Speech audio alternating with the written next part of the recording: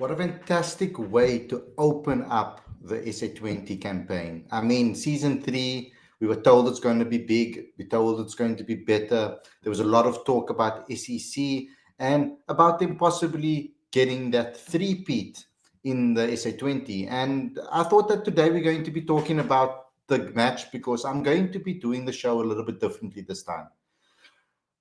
Going forward with the SA20, I just want to let you guys know how I'm going to be covering it. I'm going to be covering this tournament by highlighting South African performances only. That is my main job here at Cricket Fanatics, being a proudly South African YouTube channel. I want to be covering and giving the coverage to our South African players that have performed well. Because I don't think it's necessary for us to go too much in depth with these international stars that are getting paid so much. I think our South African players deserve that credit. They deserve that time in the spotlight, and we're going to be highlighting that. So if we go to cricketfanaticsmag.com, you will see that we will be highlighting all the South African performances. When something massive happens, for example, Brevis getting his first half century of the tournament, we wrote a little bit of a piece. We embedded some videos in there for you guys so that you guys can have the full experience.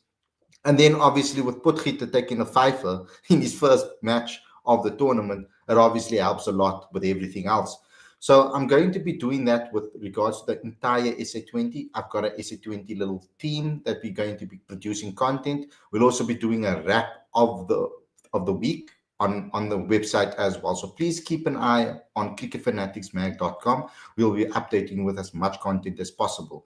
With regards to video content, social media content, I will be covering all the games in Paul and at MI, and I'll be trying to give you guys the fan experience of what it's like to be in the stadium if you can't get tickets.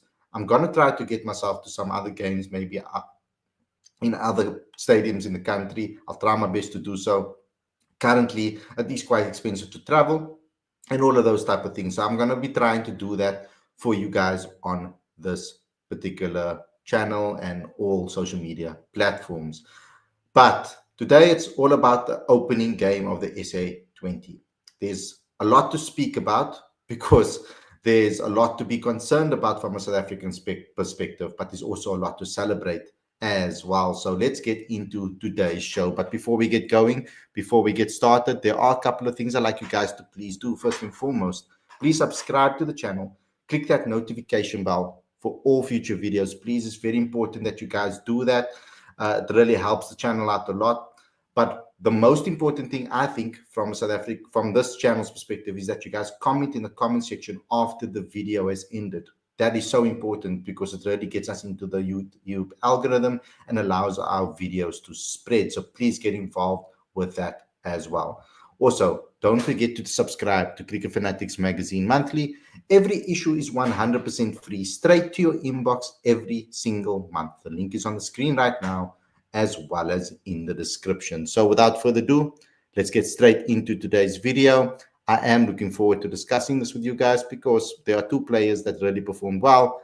There are two of players that I've really supported over the years, have interviewed over the years, and have a relatively good relationship with as well with regards to getting interviews with them and then being open and honest with us on our channel. So please go ahead and check that out.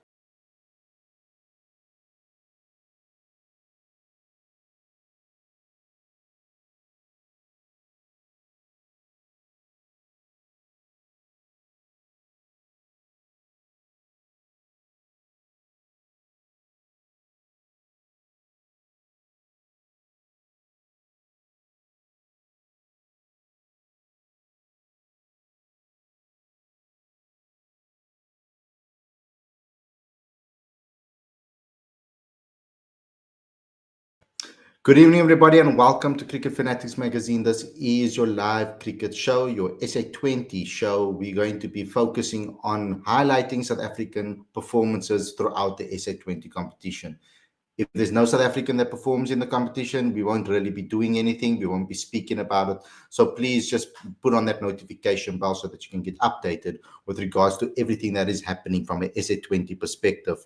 Now, this game was nerve-wracking for a lot of people. Now, I know you guys are going to ask me who I support, etc. It's really difficult for me because I do have a soft spot for SEC because of the players in the team. There are players that have always been good to me in the past with regards to being available for interviews, giving me great answers. But at the same time, I live in Cape Town and I'm around the corner from Newlands. So I'm a MI Cape Town supporter by default because I'm from Cape Town. So it makes it really hard. And also, Paul Royals is also in the Western Cape, even though it is far out. So by default, I am a MI supporter, but I do like SEC as well, especially the players in the side, but that's really sitting on the fence. I maybe should pick a team and just back it and all the way through. Hopefully that's going to be the case. But at the moment, I am a fence sitter when it comes to the SA20 because generally speaking, I've always spoken about it on this channel. I'm not necessarily a massive SA20 T20 fan generally. I'm a more of a longer format type of guy, but I do cover everything on the SA20 and I do watch it and I do try to spend as much time that I do. Shad actually saying in a city you are born in is the team you are affiliated with. Unfortunately, that is the case. So that then I am a MI supporter if that is the criteria when it comes to this. But let's get into the performance today. Look here, ahead of this match, even in the press conferences, they were speaking about that three-peat. That three-peat has been weighing on SEC right now. I mean, they even compared them to the Bokke in the press conference, saying that could you be like the Bokke and maybe get that three-peat, etc. And there was a lot of pressure on the captain's shoulders, Aidan Markram, of course, and obviously on the coach and A.D. Burrell. Brilliant coach, by the way, one of my favorite coaches in South African cricket. But today, it almost started that way. We had a situation where MI were in massive trouble. They were 42 for 3 in 6.3 overs. The power play wasn't really good for them. They lost Reza Hendricks for a duck. Rassie van der Dussen couldn't get started. Connor Easterhuizen couldn't get started as well, couldn't get himself going. Couldn't pronounce that properly. I don't know why I botched that one. But anyways, this particular performance from that stood out for me. I mean, it has to be the young gun. It has to be Dewald Brevis.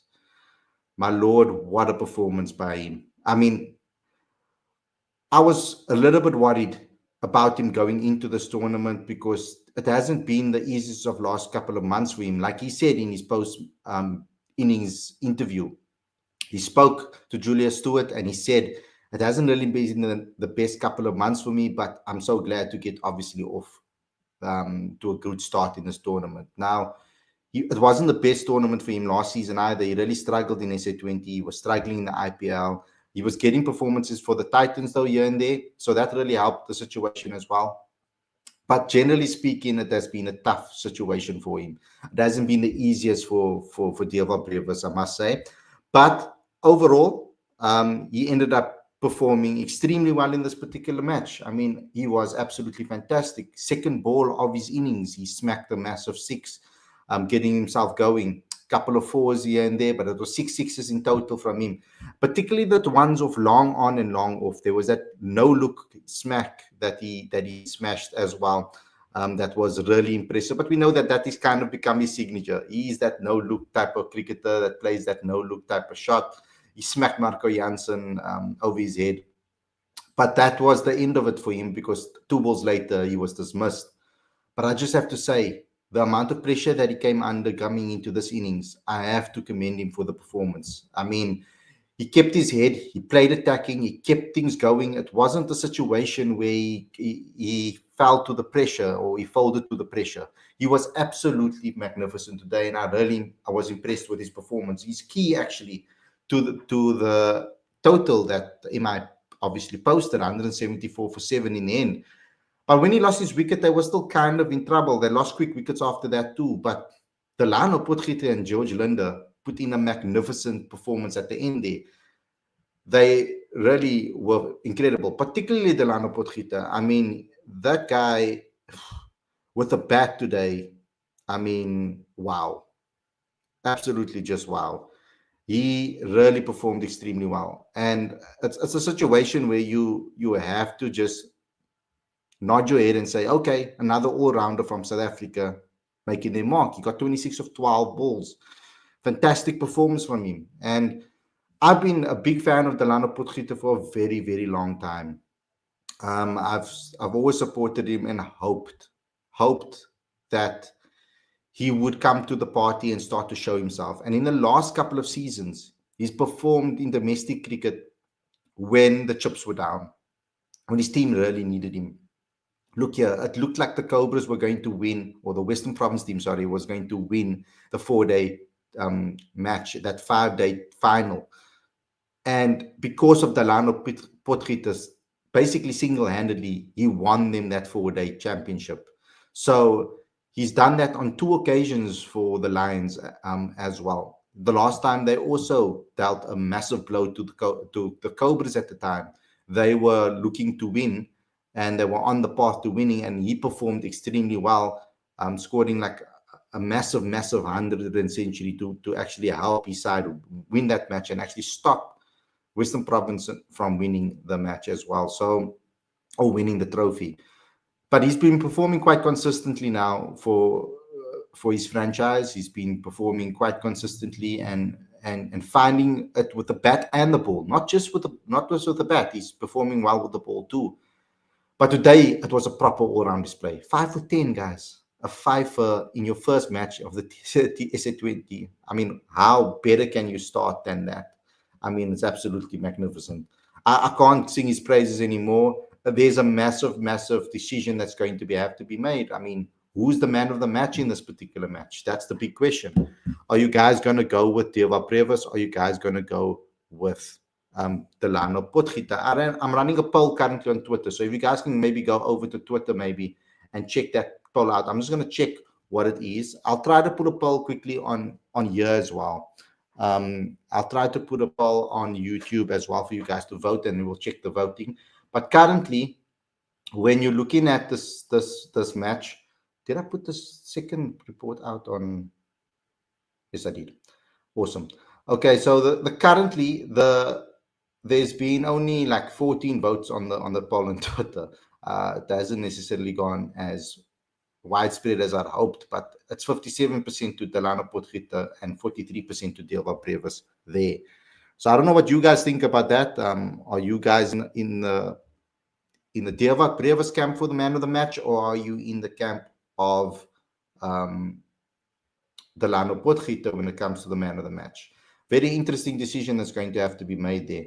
But I have to say, it's not the best of quality of games to start off the competition, because you would have liked to see maybe a closer contest from both teams, of course, from SEC obviously defending the title, and at home. That's the big thing for me. I think that they didn't come to the party necessarily, and that's a big shame from a South African standpoint. But let's see. I'm going to start a quick poll here on the channel. Let me just say, who is the man of the match? And I'm going to say DB or DP. Start poll. There we go, guys. Let me know what you guys think of that, and cast your votes over there. But seriously, I'm extremely excited to see what MI can do this season, because they were terrible over the last 2 seasons. They haven't performed to their best ability. Today they missed Ryan Littleton, and yet Brevis stood up. And I can't highlight more how impressed I am with a youngster like this, to play with that pressure and get a half century in his first match, when there has been quite a lot of criticism flying around for him. And I think it's a bit unjust, in my opinion, when it comes to Deelwat. When people are criticizing a youngster so soon, so quickly, so early in his career, give him time to develop and grow and learn his game and take his game to the next level. Ultimately, that's what needs to happen. I don't understand why there has been so much animosity towards him, given his short career. I mean, he's only really had 1.5, maybe you could say, full seasons of domestic cricket, really. So we can't be so judgmental when it comes to his performances, etc. I think that's a little bit crazy. And I want to be able to see, from a South African standpoint, what happens to him in his career. going forward, because he's such a young talent. He's such a brilliant player. And I'm hoping that he has an amazing tournament, to be honest. I would like to see him in the T20 teams down the line, particularly for the Proteas. And I understand that, yes, technically there was some problems over there with the bat, but it's a lot harder to be a batter than a bowler, a young bowler in this country. I mean, in cricket in general, it's a lot harder because in bowling you can kind of find your rhythm and find a good line and length, and a good line and length on any pitch is a good line and length on a pitch is a good line and length, no matter what. It doesn't really matter.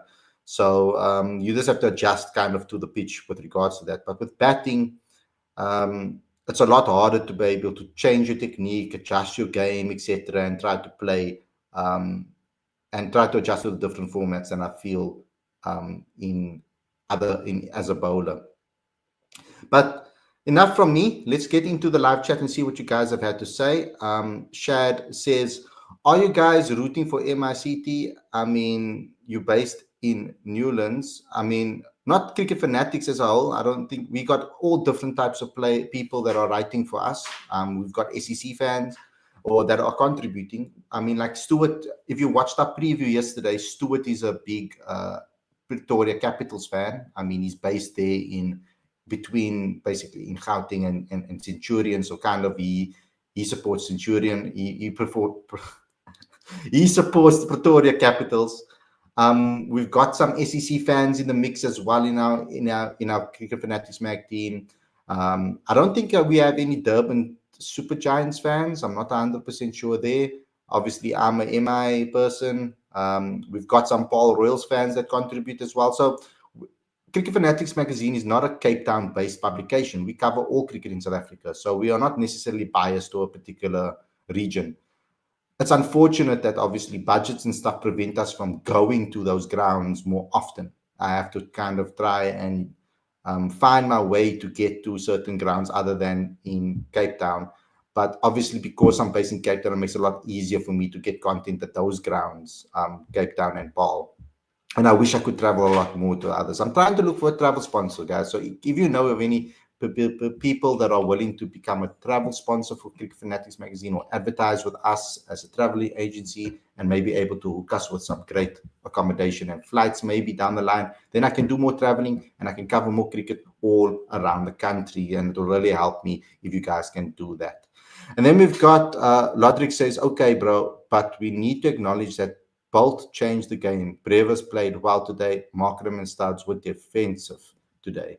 Yes, we will talk about that, of course, but I'm not going to be doing match reports and match reviews of every single SA20 game. It's madness. It's not feasible. I don't care about the international players, to be honest, in this tournament as much as I do about the South Africans. Yes, it's great to see them. Yes, it's great to have a league with all these internationals. And you're right. Bolt did change the game from a South African standpoint. I mean, from a MI Cape Town standpoint, he blew the match open for them. And yeah, he played really well today. Yeah, generally speaking, I'm a bit disappointed though by Markram and Rassie van der Dussen and Reza Hendricks and Tristan Stubbs today, even David Bedingham. I don't think they performed obviously to their levels, and I hope they improve throughout the tournament. It hasn't been a great display from them, and hopefully they can turn it around because I'd really like to be writing things about them throughout this tournament as well. Dreamer Vision says, Potgieter, Brevis, Linda, Bosch, champions. Now, it's a little bit too soon to start saying champions yet. It's the first game of the tournament. It's a long tournament. It's just over a month. So yeah, just under a month, I think. Yeah, and so it's going to be a very, very interesting one from that perspective to see which teams are going to stand up and perform. It's been a hell of a long season for a lot of these Proteas players, particularly. So we might be seeing a little bit of inconsistent performances around the grounds over here. Bangladesh 2005 says the line of batting bowling really good, but pace under 130k. It's not good, but his pace 140 plus is best in the world. Yeah, if his pace was a little better, then I think he would have probably been in the SA team by now. I've always asked these questions on how players can improve their pace, and if it at a certain age is too late. for them to do that. And I think it kind of is right now a little bit late for him to do that.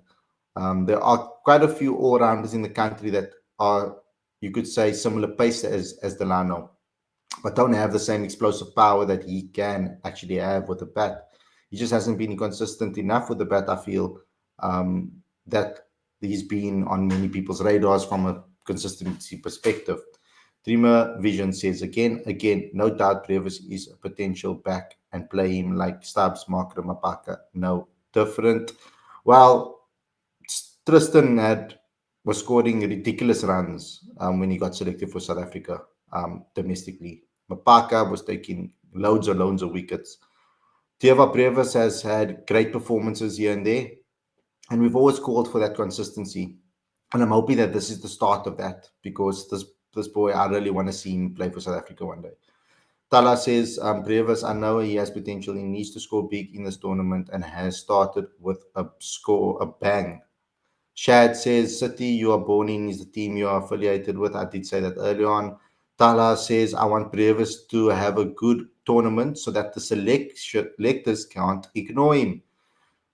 Shad says, anyone, Bloemfontein and Northwest have freedom of choice. Yeah, that is true. But sooner than later, when they obviously open up the to 8 teams, we probably will get a Bloem team and a Northwest team. I'm predicting that will probably happen down the line. Let's get a couple of a little bit more. We've got Dreamer Vision saying, no trust about Brevis and backing. We already see so many times 160 under 19 IPL domestics every time, everything. I don't know what you mean there. Tala says, I think Stubbs is not playing his natural game. He's defending way too much. I think that he maybe thought today that was needed after they got a massive collapse at the top. I think that he maybe thought that he needed to play a little bit defensive. It could also be just the transition from Test cricket into T20 cricket. You know, there is a little bit of an adjustment that players have been speaking about that needs to change, that needs to happen in the brain, kind of a switch to move into format. So we might be seeing the best of our Proteas Test players maybe middle to late of end of the tournament. Let's go. Bangladesh's Bosch. Why not come to bat at 7? Why Omazai in at number 7? Because he was picked as an all-rounder to replace Ben Stokes for the tournament. So that's what I see him as. Shad says, I wanted more from Hendricks and the Opadasi. They tried to cut shots on the Port Elizabeth pitch. That never goes well. They played across the line. Yes, you are 100% correct. They played across the line in PE. It's the one thing, or Kabeja, that's the one thing you do not do on this wicket, especially if there's movement. And they fell into the trap.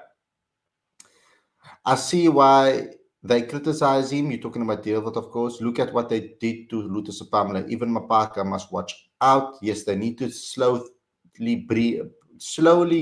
take Brevis and move him into the team. I don't want them to maybe throw him to the wolves. That's not fair on a youngster. And they're kind of doing that to Mapaka at the moment.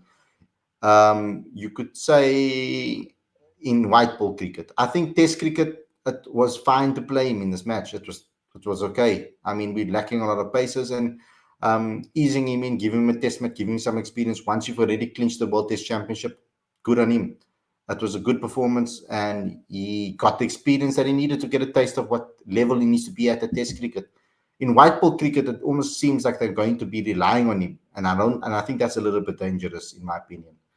Tala says, I think the fans know he has the potential, but he's not living up to the fans' expectation. That's why he gets criticized.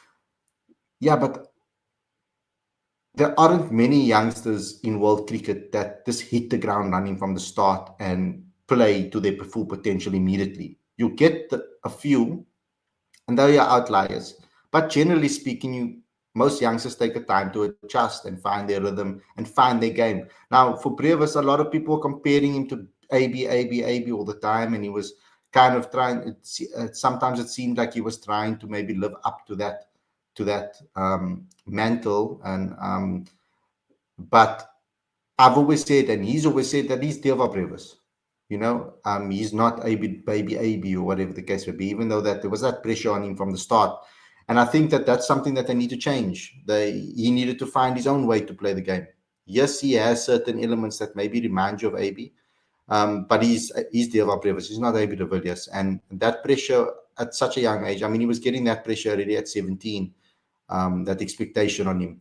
And that's hard to live up to, and that's hard to deal with. And I think that he's monitored his career so far so good.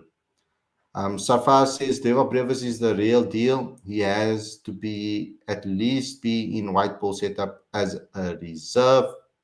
Safar says SA is a treasure chest, all rounders, Linda, Bosch, and now Delano. I think this SA20 campaign is going to be massive for our next T20 World Cup preparations.